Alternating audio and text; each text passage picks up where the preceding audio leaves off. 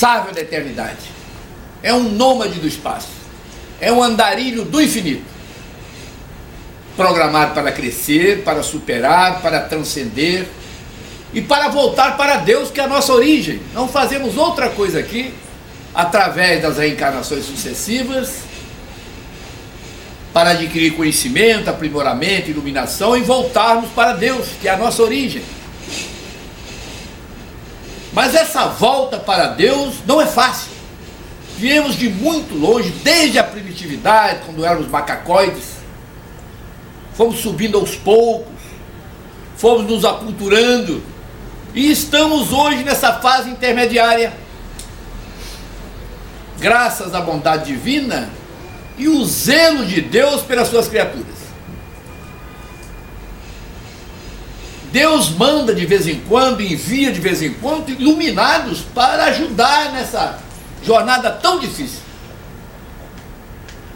Todos os povos receberam iluminados para ajuda nessa evolução tão difícil.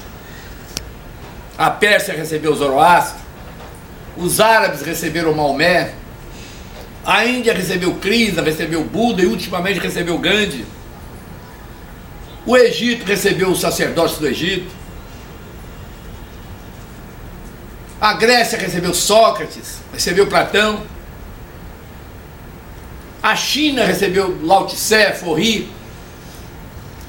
O Brasil recebeu Bezerra de Menezes, recebeu Francisco Cândido Xavier, Divaldo agora ainda com a gente. Mas o povo que recebeu mais iluminados de todos os tempos, o povo judeu. O povo que recebeu mais iluminados. Primeiro Abraão, que foi o patriarca. Fala-se muito que Moisés inventou o monoteísmo, não. Moisés codificou o monoteísmo. O monoteísmo começa com Abraão, depois Isaac, depois Jacó, as 12 tribos. Depois é que vem Moisés e que codifica o monoteísmo. Depois de Moisés teve profetas, né? Profeta Elias, profeta Eliseu. Teve o rei Davi, que era um rei sábio, um rei médio, deixou dezenas de salmos, né? Inclusive o 23, o Senhor é o meu pastor e nada me faltará. Rei Salomão, outro rei médio. Salomão deixou mais de 1000 provérbios, inclusive um sobre a felicidade. A felicidade não é deste mundo. Mesmo que o homem tivesse toda a beleza, todo o dinheiro, toda a saúde, todo o poder, ainda assim não seria completamente feliz. E por coisas muito simples. Ele compra um carro zero, fica todo mundo feliz, até o cãozinho chega lá de fora e abana a cauda. Carro brilhando. Mas a felicidade dura até a primeira batida, atrasar o IPVA, atrasar a prestação. Casa-se, o casamento é maravilhoso, né? Bolo de noivo, vestido de noivo, os convidados a rigor, black tie, baile. O carro com as latinhas atrás, preparando para a lua de mel. Mas não dura muito não. Primeira briga, segunda, depois o desquite, depois o divórcio. Família feliz, eu tenho 6 filhos e 12 netos. Mas se faltar alguém através da morte, acaba a felicidade. Então, Salomão estava com razão. Mas depois de Salomão vieram outros profetas, Isaías, Edequias, Jeremias, Abacuque, Naum, até chegar no precursor do Cristo, João Batista. João Batista antecipou a vinda do Cristo. Ele pregava no deserto, o Cristo já havia nascido, mas ele estava já orientando o povo para chegar no Messias. E ele dizia no deserto: endireitai as vossas veredas, endireitai os vossos caminhos, dizia João Batista, está lá na Bíblia. Porque vem um após mim, depois de mim, do qual eu não sou digno nem de desatar as sandálias. João Batista reconhecia a superioridade moral e iluminativa de Jesus. Aí, Jesus então inicia aos 30 anos o seu messianato. Até os 30 anos deve ter permanecido na casa. Existem muitas dúvidas, as pessoas gostam de fazer perguntas. Estava conhecendo, estava não sei aonde, estava no Palácio de Herodes. O que ele estava fazendo? Estava com a família dele, José e Maria. Ele era um carpinteiro. Aos 30 anos, ele tinha aparecido uma vez em público no templo e não apareceu mais, só apareceu aos 30. Consta isso na Bíblia. Aos 30 anos, Jesus inicia o seu messianato, numa pequena colina. Eu ouvi um pastor dizendo que tinha 5.000 pessoas. Como se aquelas vilas só tinham 30 pessoas? Aquelas vilas pequenas. À beira do lago de Genezaré, devia ter umas 50 pessoas ali, seguindo Jesus, os 12 apóstolos que ele escolheu, e mais umas 30 e poucas pessoas. Mas o importante não era o número de pessoas, eu me atento muito ao texto bíblico. Jesus inicia, está lá na Bíblia, inicia a sua primeira pregação em público fazendo uma pergunta interessante. Eu grifei isso. Que buscais? Jesus pergunta aquele pequeno público. Que buscais? Jesus queria saber, há mais de 2.000 anos atrás, o que aquela pequena multidão buscava.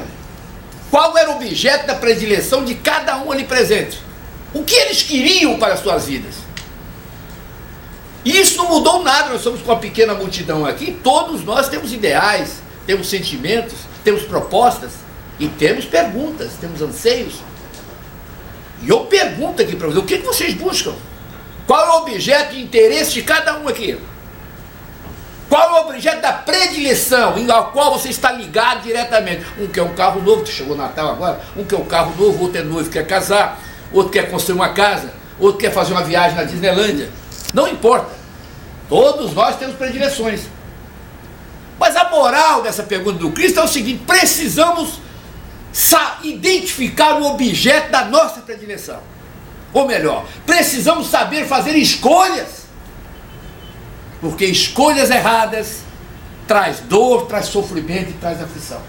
As nossas dores, os nossos sofrimentos e as nossas aflições são frutos exclusivos de escolhas erradas que fazemos. E por isso Jesus fez a pergunta: o que buscais? Porque mais tarde, no Sermão da Montanha, ele diz uma outra frase que está ligada a essa. É quando ele afirma, categoricamente: aonde estiver o teu tesouro, ali estará o seu coração. Esse é outro detalhe interessante. Qual é o tesouro que você busca? Todos nós buscamos um tipo de tesouro. Nós vemos pelos jornais hoje, letras garrafais, corrupção ali, corrupção aqui, petrolão, mensalão, isso, aquilo. Companheiros e companheiras comprometidos, e companheiros que ganham mais de 100 mil reais por mês. Não é pobre, não. Mas então por que estão jugulados a esses crimes, a essas falcatruas, a essas apropriações indébitas, malversação de dinheiro público? Porque se viciaram no mal. O mal se tornou um vício na vida da pessoa, e ela mesmo não precisando, ela está viciada. Viciamos a nossa mente, viciamos o nosso pensamento, e aí surge o desequilíbrio. Não há como fugir do desequilíbrio. Então há necessidade de vigiar os nossos passos, mantermos uma vigilância no nosso comportamento, no nosso sentimento, nas nossas ações, para que saibamos identificar a coisa correta, as coisas éticas. Eu saí de casa hoje, o meu neto mais novo, o Fernandinho, que é muito ligado a mim, estava lá em casa. E ele, quando me vê arrumado, não bem arrumado, que eu não me arrumo bem, mas ele sabe que eu vou sair. Ele disse: vovô, o senhor já vai fazer palestra? Eu vou. Então o jejum chega. Ele já pegou o espírito da coisa. Você imaginou se a minha esposa me... Não, ele vai para a balada, vai para o baile funk. Pelo amor de Deus, não dê mais exemplo, mau exemplo. Nós vivemos de exemplo. Você não precisa falar nada dentro de casa, você não precisa gritar, você não precisa bravejar. Você simplesmente tem que andar na linha. Você simplesmente tem que cumprir com os seus deveres, com as suas obrigações humanas. E aí as pessoas têm que dizer: somos observados dia e noite. Os nossos netos observam, os nossos filhos, a nossa esposa nos observa, os vizinhos nos observam. Às vezes você pensa que está fazendo alguma coisa errada, mas alguém está vendo. E aí vem um detalhe interessante, que é a consciência imortal. Mesmo que ninguém esteja vendo nada que você está fazendo, mesmo que você ache que já está escondido, que você está no anonimato, você pode se esconder de todo mundo, mas você não pode esconder de você mesmo. Você pode fugir de todo mundo, mas não pode fugir de você mesmo. Tem analisado a justiça humana, nossa, principalmente a brasileira, horrorosa. Responder em liberdade devia chamar responder em impunidade. É duro. Você pega 30 anos, tira 3, 4, né? Agora tudo é a favor do infrator. Todas as mordomias do infrator. Licença para continuar a pena em casa, para viajar para o exterior. Aqueles 2 companheiros envolvidos nos bilhetes da Copa, roubaram bilhões. um juiz, um ministro do Supremo Tribunal deu permissão para ir para o exterior. Não vão voltar nunca, com certeza não vão voltar. O Pisolato voltou. O Pisolato recebeu uma permissão, mas não voltou. Aquele do Banco do Brasil, que era o presidente que carregava dinheiro. Então, pelo amor de Deus. Agora, aí eu digo com toda a verdade, de acordo com a nossa doutrina, quem aqui pega 10 anos e tira 3, fica devendo 7. Do outro não tem saída. Do outro lado da vida não tem, você está no livro ali. A morte não existe. Do outro lado da vida encontramos um juiz terrível, é a nossa consciência imortal. Você não pode fugir dela. Ela se encontra com você. É um juiz interno. E eu volto a Jesus. Quando ele adverte a respeito de uma estrutura espiritual que nós precisamos, né, construir conosco. Busquem antes o reino de Deus, de Jesus, e todas as outras coisas nos serão acrescentadas. Então Jesus nos aconselha a buscar uma estrutura, esse reino de Deus é uma estrutura espiritual forte, que você possa ser dominado por ela, porque se você estiver dominado por uma estrutura espiritual forte, você não vai cometer infrações, você não vai cometer pecados, você não vai cometer erros ilícitos, porque você terá uma estrutura espiritual forte.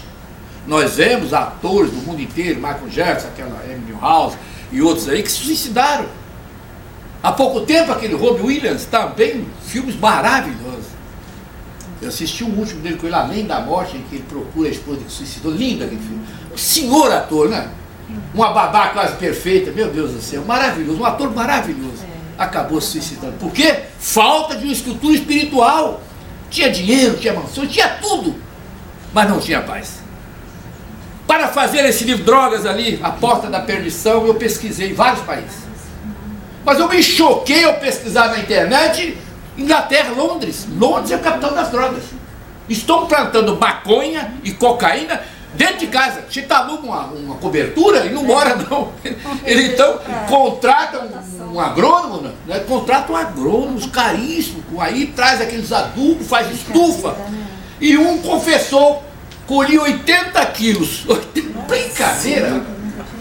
E arranjar também um método de burlar a vigilância policial, porque lá a lei é dura, fiscalizam tudo, com cães e tudo, mas se tiver só 10 gramas, é considerado consumo próprio. O que eles fazem?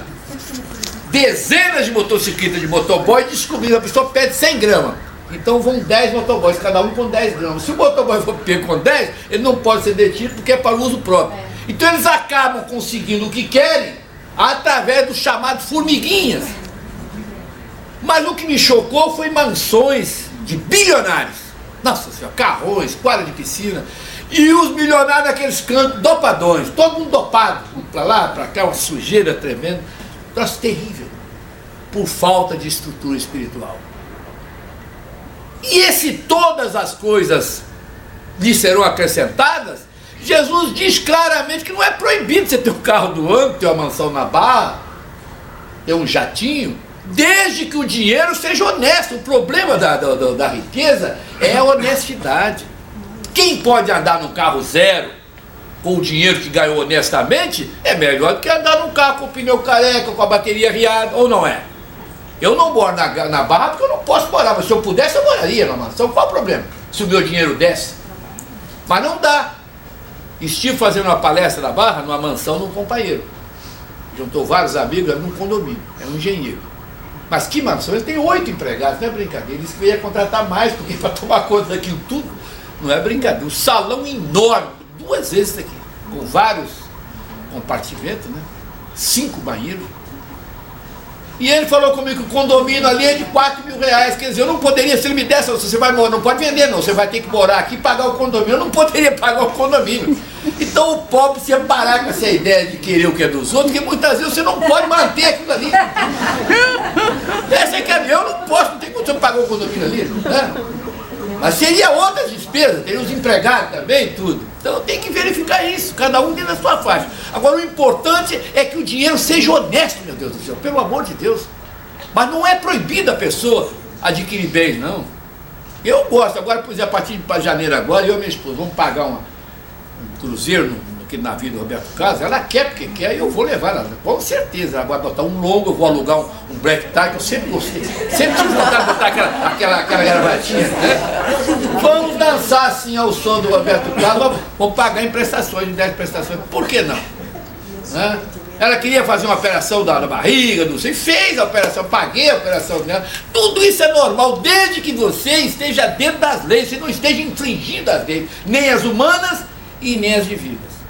Mas para que nós possamos atender às leis divinas, precisamos atender primeiro as leis humanas, que são mais simples, mais qualquer lado, do outro lado, até o pensamento é catalogado. É muito difícil cumprir com as leis divinas. Mas se você aqui se ajustar às leis humanas, você acaba se ajustando às leis divinas. Primeiro você ajusta aquilo que você vê, e depois você ajusta aquilo que você não vê, não pode ver. Eu gosto muito do apóstolo Paulo, e ele fala sobre isso, ele fala sobre coisas materiais nas suas cartas, e fala sobre coisas espirituais. Ouçam só o que diz o Paulo a respeito de coisas materiais e de coisas espirituais. O Paulo diz o seguinte: lute, trabalhe com fé, coragem e determinação com as coisas que você pode ver, material, essa garrafa, esse copo, com as coisas que você pode ver, a fim de que depois de muito tempo, você consiga entesourar no fundo do seu coração aquilo que você ainda não consegue ver, espiritual. Então as coisas espirituais são mais difíceis e vêm depois da experiência da carne. Então não podemos fugir dessa experiência. Que eu peguei lá, no meu pai de Tato, pegando um congestionamento terrível, mas estamos aqui. Não podemos fugir dessa luta diária da matéria, não podemos. Por isso é que a preguiça é um dos piores vícios aqui do homem aqui na Terra. Eu falo muito sobre isso, e às vezes sou criticado, um companheiro me mandou um e-mail: senhor Djalma, o senhor fala muito dos preguiçosos, fala mal. Eu estou há 5 anos sem fazer nada e não sou preguiçoso. Eu não respondi, não, eu pensei, me pouco, pelo amor de Deus. 5 anos sem fazer nada e não é preguiçoso. Num outro programa eu citei a depressão como não sendo uma coisa que acontece de uma hora para outra. A nossa companheira também passou um e-mail: eu sou depressivo porque eu sou depressivo, aconteceu. Não, não é assim. A depressão não surge de uma hora para outra. Primeiro a pessoa fica mal-humorada, fica azeda, critica todo mundo, não gosta de nada, afasta-se do trabalho, né? Prefere ficar sozinho, isolado, e aí surge a depressão, depois de algum tempo. Então tudo parte do simples para o complexo, do fácil para o difícil. Aí me perguntam: você não tem depressão? Não, não tenho tempo. Tem que ter tempo, eu não tenho tempo. Precisaria de tempo, trabalho o dia todo. Não tem tempo para nada. Amanhã eu já estou lá em Saquarema. Não tem saída. Domingo tem palestra. E segunda-feira eu estou no calçadão de Bangu. Eu agora, já que o povo não pode ir na rádio, a rádio vai até o povo. Então eu estive no Lago do Machado ontem, mais de 300 pessoas. Mas valeu a pena. Fui abraçado por mais de umas 200 pessoas. E uma senhora de 85 anos, veio lá de Saquarema. Ela disse: peguei 3 conduções, senhor João. Quando ela me ouviu falando: o senhor Djalma, estou conhecendo, já veio de braço aberto a velhinha. Eu abracei com ela, ela chorou tanto. Agora eu estou feliz. Então o problema é esse. Precisamos construir laços fraternos e laços de amizade, como estão sendo feitos aqui. Nós temos que reunir 2 grupos, estamos reunidos aqui. Isso aqui é, na realidade, uma construção de laços fraternos e laços de amizade, que vão continuar do outro lado da vida. Do outro lado da vida não tem ouro, não tem prata, não tem euro, não tem real, não tem diamante, tem laços fraternos. Quem conseguir construir laços fraternos aqui, vai encontrar do outro lado da vida, a começar pela parentela familiar. Porque mesmo dentro da parentela familiar tem gente que é afastado, não se dá bem com a mãe, outro não se dá bem com o irmão. Comece esses laços fraternos dentro do seu próprio lar. Ame a sua esposa, ame o seu filho, ame o seu pai, a sua mãe, os seus avós, tios, sobrinhos. Deus não seria sumamente bom e sábio se ele colocasse pessoas no mesmo lar à toa. Não, existe uma finalidade. A chamada família espiritual começa com a família consanguínea, é essa do sangue dentro de casa. Não podemos falhar, essa que é a verdade. E para isso precisamos utilizar de uma palavra muito simples, que consta no livro Enigma do Coração, onde eu abordo a bipolaridade dos sentimentos humanos, os defeitos e as virtudes, a renúncia. Dentro do lar, a palavra de ordem é renúncia. Se você não renunciar, porque são pessoas diferentes. A esposa e o esposo são os únicos parentes que escolhemos. A gente não escolhe o pai, não escolhe a mãe, né? E já é justamente onde falhamos. Né? O único parente que você escolhe é o que você abandona. É duro. Eu já estou há mais de 50 anos com a minha esposa. Agora está um mar de voz, mas já fui tumultuado. Muito tumultuado. Ela herdou da mãe dela um café muito forte, faz aquele café escuro que eu gosto dele mais fraco. Durante muito tempo, uma guerra. Agora não, hoje ela já fez o café forte. Eu vou lá, esquento um pouco de água, boto no café, está resolvido. Está resolvido. Não gosta de ser importunada quando está vendo novela. E eu chamava e falava, não, vou fazer café não, vou fazer isso aí, não, qualquer coisa. Estou vendo minha novela. Agora, está vendo a novela, eu vou lá, faço o café, tomo o café e levo uma xícara para ela. E aí eu ganho um abraço, um beijo, eu saio no lucro. O negócio é sair. Dentro do lar precisamos sair no lucro. Eu só não resolvi muita coisa na parte monetária, porque é uma gastadeira. Depois que eu me casei com a minha mulher, o meu cheque azul ficou branco. E o meu contra-cheque é contra mim, não tem mais nada a favor. Mas o resto está tudo bem. Mas vamos voltar a Jesus. Vinde a mim todos aqueles que se encontram cansados e oprimidos, e eu vos aliviarei. Sou o caminho, sou a verdade, sou a vida. Ninguém vai ao Pai senão por mim. Meu Deus do céu. Jesus se coloca como um intermediário, como um advogado nosso. Para perdoar as nossas faltas. E nos indicar um caminho reto, um caminho perfeito. Eu vasculhando a história de Paulo, que eu sou um fã incondicional do apóstolo Paulo, começando no Atos Apóstolos, quando ele não era Paulo ainda, ele era Saulo, e havia cometido muitos crimes, participou da morte de Estevão, do apedrejamento, roubava as viúvas, já que ele era o capitão-chefe do sacerdote, ele era o encarregado de prender, de maltratar, torturar. E quando ele recebe Jesus no caminho de Damasco, Jesus desprende aquela luz feérica, Saulo, Saulo, por que me persegues? Duro será para ti suportar os aguilhões. Os aguilhões são as dores, o sofrimento e as aflições. E as pessoas se apegam ao mundo, já ouvi até espírito falando sobre a luz feérica do Cristo. A debandada da comitiva, ele ficou sozinho ali. Eu me apeguei em uma pergunta que Paulo fez, Saulo, na época. Essa pergunta é primordial para as nossas vidas. Quando ele se viu ali cego, que ficou totalmente cego, ele se ajoelha na areia e faz uma pergunta para Jesus. Não estou inventando, eu aumento ou não invento? Está lá na Bíblia. Ele faz uma pergunta histórica, no meu entender, para Jesus. Senhor Jesus, que queres que eu faça? Meu Deus do céu, isso é divino. Eu adotei isso no meu culto lá, adotei todos os dias, de manhã e à noite. Eu faço a minha prece e faço isso. Jesus, que queres que eu faça? E acrescento alguma coisa minha. Me dê as diretrizes para que eu continue trabalhando, para que eu não possa parar de trabalhar. Me ajude para que a morte possa me surpreender no trabalho, com as mãos no trabalho. E não na ociosidade, na preguiça, na falação ou nas viciações. Então as pessoas que fazem o culto lá, ou que fazem prece antes de dormir, ou pela manhã, agradecendo a Deus um novo dia, façam essa pergunta a Jesus: o que queres que eu faça? Se é uma noiva e está com dúvida de casar, me ajude nesse drama que estou atravessando agora, estou em dúvida quanto ao meu casamento. Não é vergonha pedir, não, temos que pedir sim. Eu peço muitas coisas, peço até material, é só você. Sei lá, eu morei 30 anos na rua, agora estou morando naquela rua ali que é a Fernando Leão, aquela ali já é mais domesticada. Minha frente mora um juiz, mora um advogado. Mas na outra que eu morava perto do morro, morei no pé do morro. Tiroteio, homens armados. Fiquei 30 anos ali. Quando eu achei que eu já tinha cumprido com o meu karma, né? Eu comecei a pedir os irmãos espirituais. Eu preciso sair daqui, me ajuda a vender essa casa. Botei uma placa, não deu certo. Levei o Francisco Xavier igual, não deu certo. Levei para vários, não deu, ninguém comprava casa.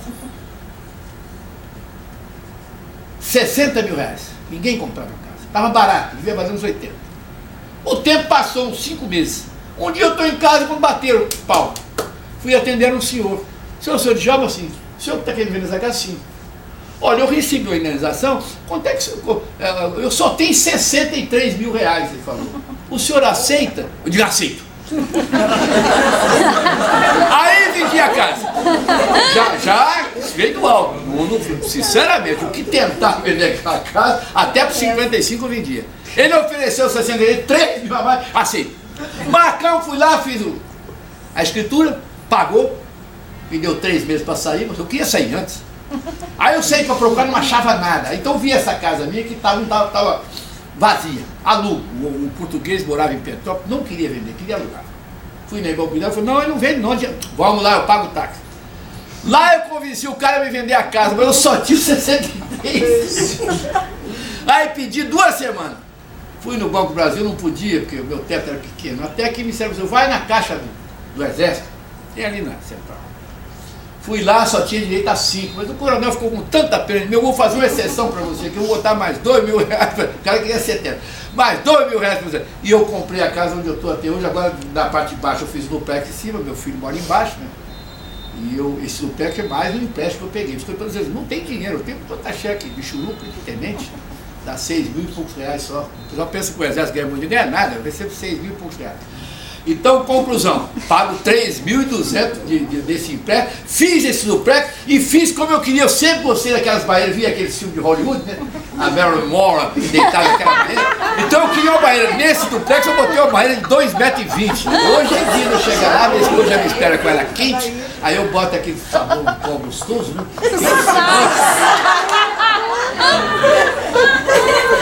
O ser humano é isso aí.